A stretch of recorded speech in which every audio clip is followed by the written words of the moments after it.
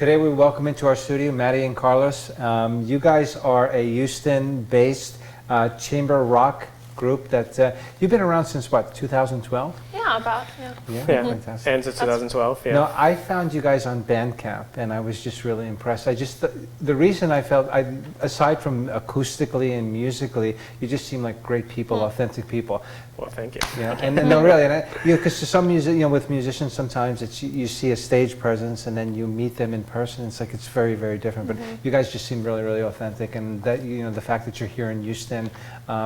It's a real treasure, and we're very happy that you took some time to meet with us today. I know you just came off a long tour, kind of through the middle of the country, and welcome back to Houston. Thank you. Right? Thank you. It's a little hot here, right? Just, Yeah, a little bit. Yeah. we kept meeting people in the north, and they kept saying, "Oh, it's so hot," or it's so humid. It's so humid.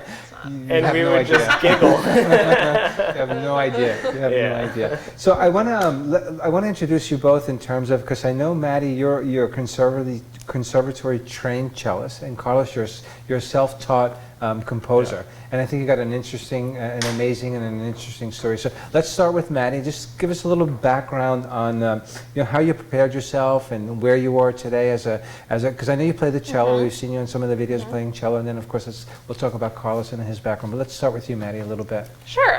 So I was Suzuki trained from when I was 6 years old. My mother made me play the cello, and I thank her for it now. Was Mom a musician as well? Yeah, she's a classical singer. Yeah. Okay. So I think that's where I get it too. That's right. So I played cello from when I was 6 years old, majored in it at Lawrence Conservatory.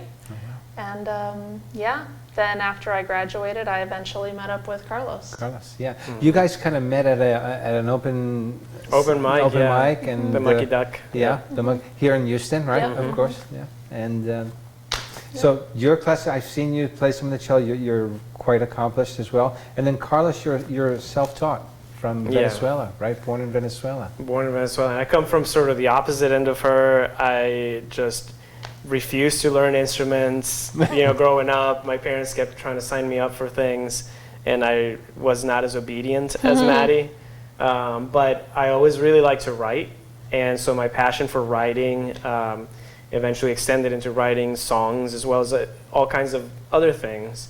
And that is sort of what really got me to start playing the guitar more seriously, just so that I had that avenue for writing. Anyone in your family from with a musical background? Yeah, so my dad's actually, my dad was a musician his whole life, also learned every instrument himself just by ear. He's one of those that can pick up an instrument and just play it. And he was also a radio DJ and had just one of the biggest collections of music that, And that comes in the DNA, right? It's just we find that with a lot of our musicians is that they come from a musical family. It's very unusual that they don't. And, something in the background is just kind of triggered the fact that they've listened to music and they wind up playing a lot. Let's talk a little bit, the instruments, the acoustic guitar and certainly the acoustic. Can we talk a little bit about that? They're unusual, I would say. Yeah. Sure. So I was the first person in the band to get the unusual instrument. We also have a clarinetist and a drummer. And I was looking for this. I was having a lot of issues with feedback on stage when I was playing with my acoustic cello. It was just really hard to amplify it loud enough without getting Is that a major. larger cello? Just a regular full-size acoustic cello. And so I had problems with that. I also wanted to stand up while I played.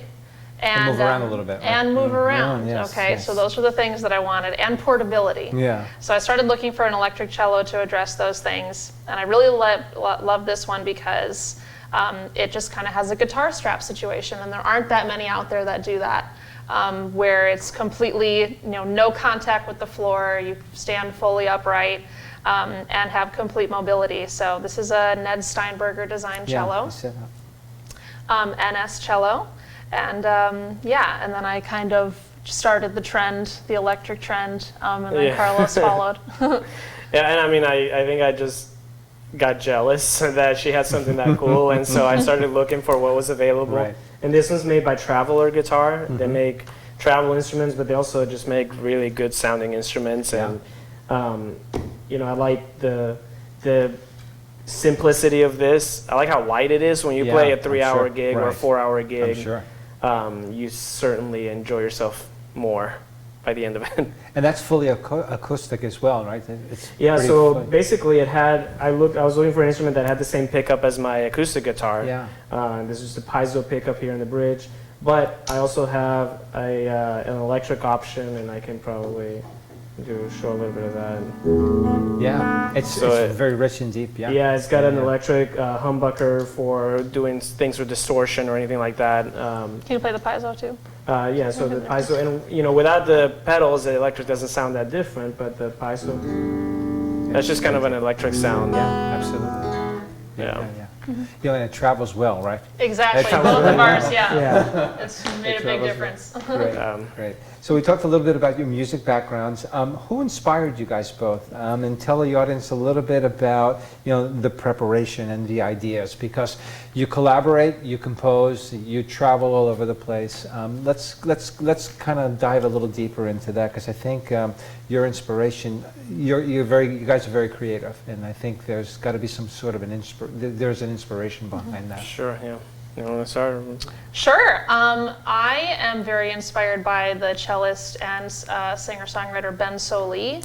He's a very innovative cellist, band leader, singer-songwriter, and cello is his primary instrument. And usually cello is obviously played as a melodic instrument. Yes. So he's a big innovator in just making it a rhythm instrument and an accompaniment instrument, plays with a lot of different styles.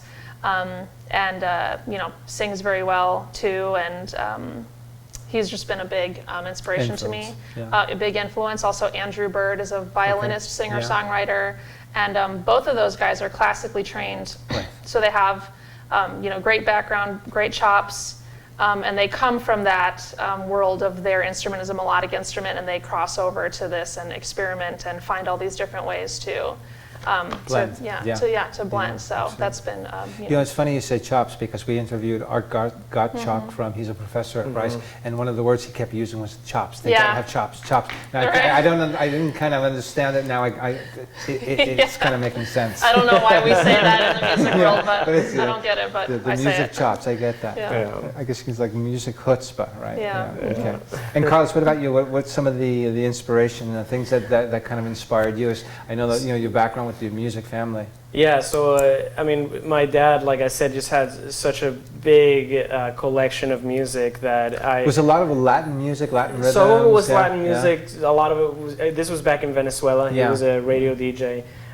He just searched for music everywhere. So he had a lot of European, like Italian, Spanish music. He also just tons of American music. And I always tell Maddie, my earliest influence is being a kid, and I heard something that I realized, this is what music can be, was hearing Bohemian Rhapsody for the first time, and I thought, wow. You can do that, And but I sort of, as I've grown up, from the writings end of it, I realized that I told you I'm an architect as well. That's my sort of training in college, and I really get inspired by the way people. That's your day job.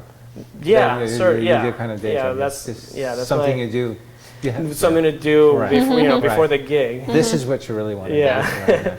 And so I get really inspired by how people structure their songs and how they go about building a song, and it can be just really any genre for me.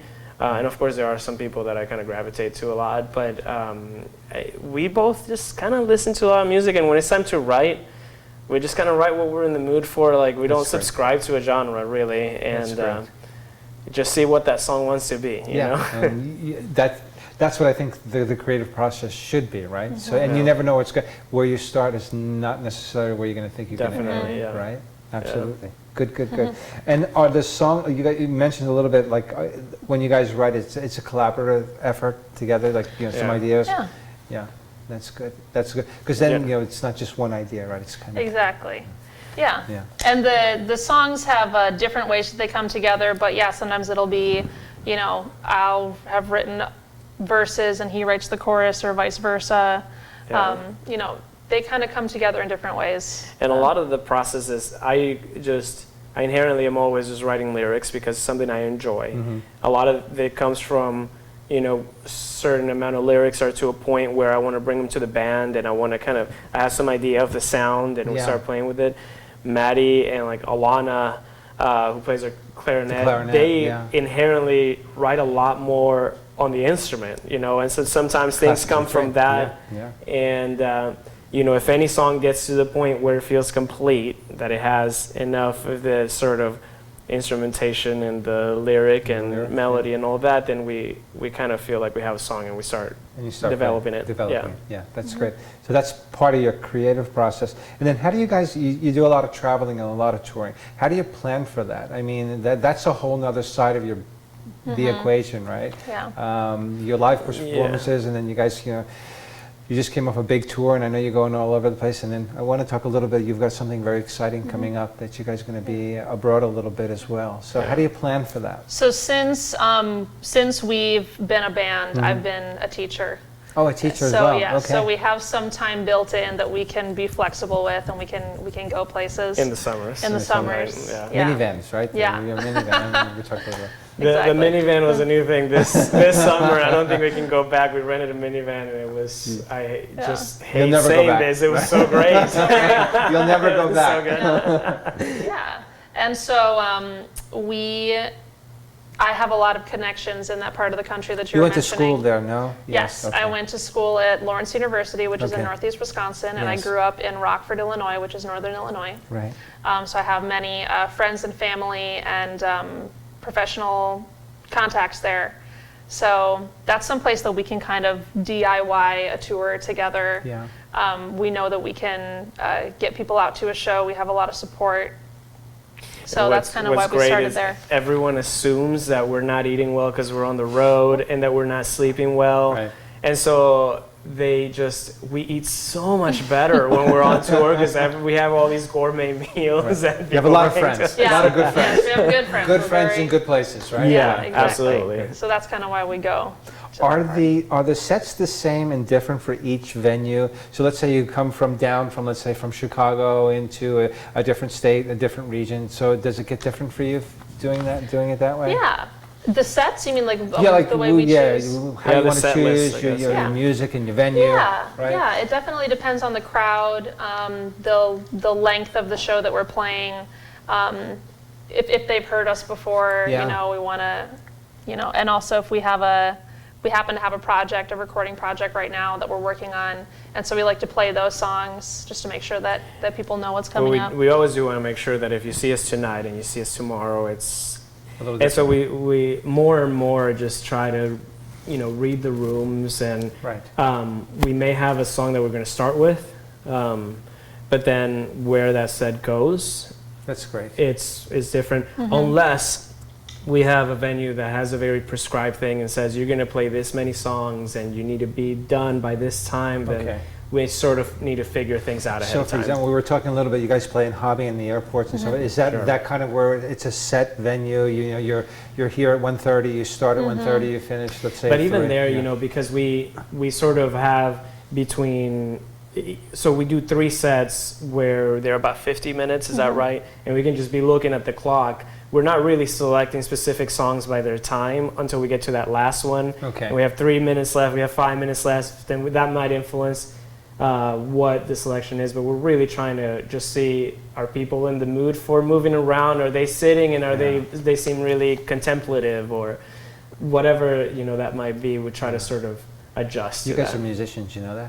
Do you know you're really music? Because that's really one of the beauties of just being unstructured like that, right? So unless it's like you said, it's a very set venue where you Yeah. have to and play that way. Yeah, it's usually not. What makes for an unforgettable performance for you guys? Audience engagement. Yeah. Or everything goes wrong. Or that. Instruments are falling. Lights go out. Lights Oh, go out. we've had a couple like that. Yeah. But I mean, what's good audience engagement for you? Intent listening. Sometimes someone will even request a song that we wrote. Oh, great. That's Yeah. really great when That's that very happens. cool. Yeah. That's got to be great. Yeah. And then you just see a lot of heads moving around. Yeah, heads right? moving. Yeah. Or sometimes we often we open up the show to questions, just anyone in the good. audience, That's and so beautiful. they'll Yeah. have Yeah. an insightful question or an interesting question. So any type of engagement That's like good that that. you have followers when they actually come in and say, I want to hear this. Like, I Yeah. love what you guys, Muddy Blue is like Yeah. just, I was listening to it this morning at 6 o'clock in the morning. Yeah. And my Yeah. dog and my Yeah. wife, they're like, what are you doing?